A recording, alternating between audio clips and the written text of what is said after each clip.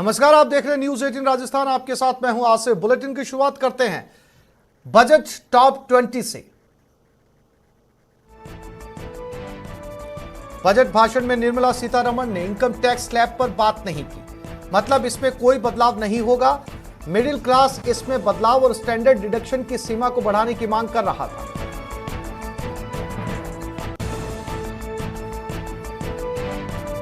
सीतारमण ने बताया कि इलेक्ट्रॉनिक्स पर लगने वाले टैक्स में छूट मिलेगी, वहीं रत्न और आभूषण पर कस्टम ड्यूटी घटाकर 5% कर दी गई है। नकली गहनों पर कस्टम ड्यूटी 400 रुपए प्रति किलो रहेगी। स्टील के स्क्रैप पर कस्टम ड्यूटी एक और साल के लिए बढ़ाई जा रही है। इसके अलावा खेती से जुड़े सामान को सस्ता किया जाएगा।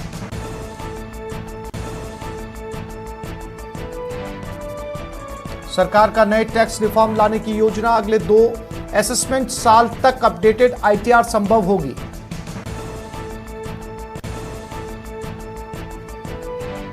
वित्त मंत्री निर्मला सीतारमण ने कहा कि राज्यों की मदद के लिए 1 लाख करोड़ रुपए दिए जाएंगे। इसमें राज्यों को 50 साल के लिए बगैर ब्याज कर्ज भी दिया जाएगा।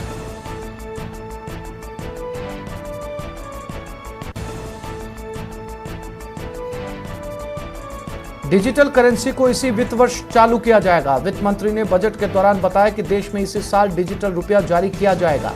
रिजर्व बैंक ने डिजिटल रुपया लाने की पूरी तैयारी कर ली।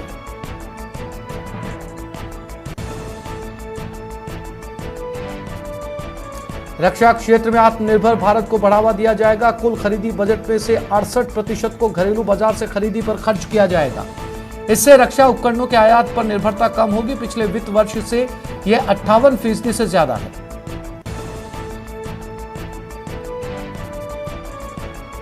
फाइव जी की लॉन्चिंग के लिए स्कीम लाई जाएगी। सभी गांवों में लोगों तक इंटरनेट की पहुंच होनी चाहिए। इसी वित्त वर्ष से 5G सर्विस शुरू हो जाएगी।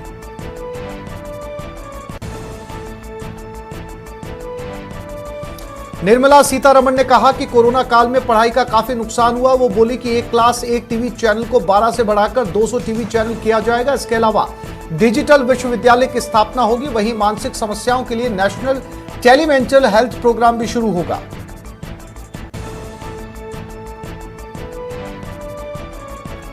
वित्त मंत्री ने बताया कि 2022-23 के बीच नेशनल हाईवे की लंबाई को 25,000 किलोमीटर तक बढ़ाया जाएगा। पहाड़ी क्षेत्रों के पर्वतमाला रोड को पीपीपी मोड्स पर लाया जाएगा।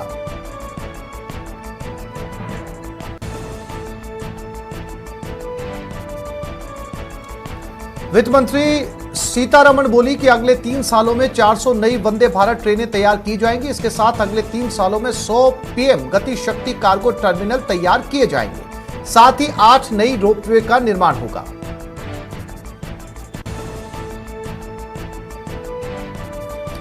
आत्मनिर्भर भारत से 16 लाख युवाओं को नौकरियां दी जाएंगी। वित्त मंत्री ने कहा कि आत्मनिर्भर भारत के दृष्टिकोण को प्राप्त करने के लिए 14 क्षेत्रों में उत्पादकता संबंध प्रोत्साहन को उत्साहवर्धक प्रतिक्रिया प्राप्त हुई है।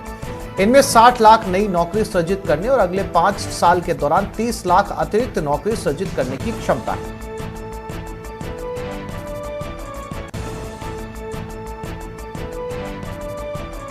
वित्त मंत्री सीतारमण ने बताया कि एयर इंडिया का विनिवेश पूरा हो गया और LIC का अब IPO जल्द सामने आएगा।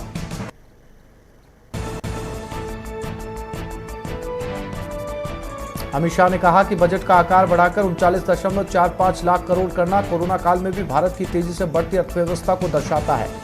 फिस्कल डेफिसिट का लक्ष्य 6.9% से घटाकर 6.4% करना बहुत बड़ी उपलब्धि है। मुझे विश्वास है कि प्रधानमंत्री नरेंद्र मोदी के नेतृत्व में भारत फिस्कल डेफिसिट को 4% से नीचे लाने में सफल होगा।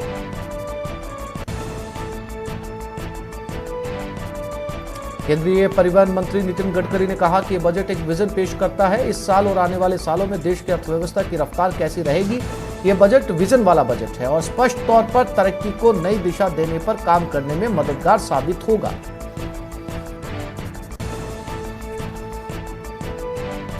सरकार की ओर से रविशंकर प्रसाद ने कहा कि यह बजट राजकोषीय मोर्चे से लेकर आम आदमी के लिए भी अच्छा बजट है और देश की तरक्की के लिए ऐसा बजट बेहद सहयोगी साबित होगा।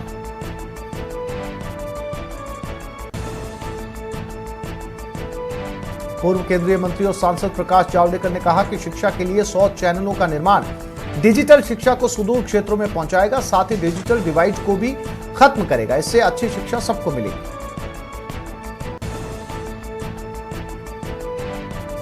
बजट पर उत्तर प्रदेश के सीएम योगी आदित्यनाथ की पहली प्रतिक्रिया सामने आ गई। उन्होंने कहा कि इस बजट से किसानों की आय बढ़ाने में मदद मिलेगी। बजट में 60 लाख नौकरियों का प्रावधान भी रखा गया, जिससे युवाओं के लिए बेहतर रोजगार के मौके पैदा होंगे। बजट किसानों की आय दोगुनी करने से लेकर आत्मनिर्भर भारत की सोच को पूरा करने वाला साबित होगा। कांग्रेस नेता राहुल गांधी ने बजट पर निराशा जताई। उन्होंने कहा कि बजट में नौकरी पेशा वर्ग के लिए कुछ भी नहीं है। बजट में आम लोगों के लिए कुछ भी नया नहीं है।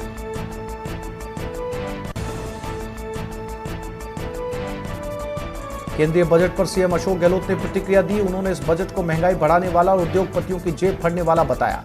साथ ही उन्होंने आम आदमी, किसान, मजदूर की जेब खाली करने वाला बजट साबित होगा।